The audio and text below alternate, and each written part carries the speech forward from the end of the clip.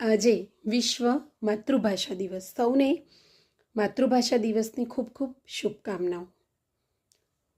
મને અંગ્રેજી ભાષા પ્રત્યે કે અંગ્રેજી વિષય પ્રત્યે બિલકુલ દ્વેષ નથી. અંગ્રેજીને એક વિષય તરીકે શીખવવામાં આવે અને સારી રીતે શીખવવામાં આવે એ સમયની અને જમાનાની માંગ છે. પરંતુ માધ્યમ અંગ્રેજી હોવું એક વિચારવાની બાબત છે. આજે એક હકીકત નીચે લીટી દોરવી છે. અંગ્રેજી ભાષા ગમે તેટલી મહત્ત્વની હોય પણ એ માતૃભાષાનું સ્થાન ન જ લઈ શકે. બેબી ફૂડ ગમે તેટલો પૌષ્ટિક હોય પણ માના ધાવણનું સ્થાન ન લઈ શકે. એમાં બેબી ફૂડનું અપમાન નથી કરવાનું, પણ ધાવણનું બહુમાન તો થવું જ જોઈએ. આજે ચિંતા અને વિચારવાનો પ્રશ્ન એ છે કે શું ગુજરાતી ભાષા જીવશે ખરી? આજે BA અને MAના સ્પેશિયલ ગુજરાતીના વર્ગોમાં સ્પષ્ટ રીતે બોલી શકે, સમજી શકે, વિચારી શકે, લખી શકે એવા યુવક યુવતીઓની સંખ્યા કેટલી?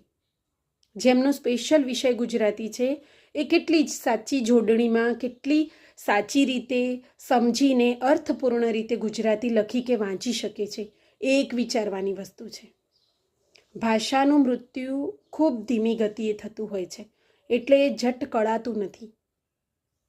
આજે ચિંતાનો વિષય એ છે કે આપણે ગુજરાતી ભાષાને જીવાડવાની છે, આપણી માતૃભાષાને જીવંત રાખવાની છે.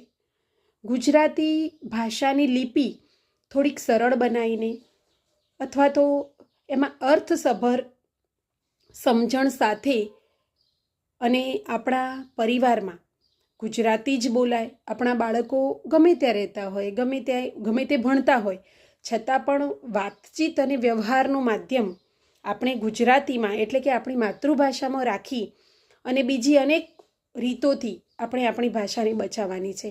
આજના દિવસે બીજું કંઈ કરીએ કે ન કરીએ, ગમે તે પ્રકારે યેન કેન પ્રકારે આપણી ભાષાને બચાવવાના પ્રયત્નો સાથે મળીને કરવાના છે.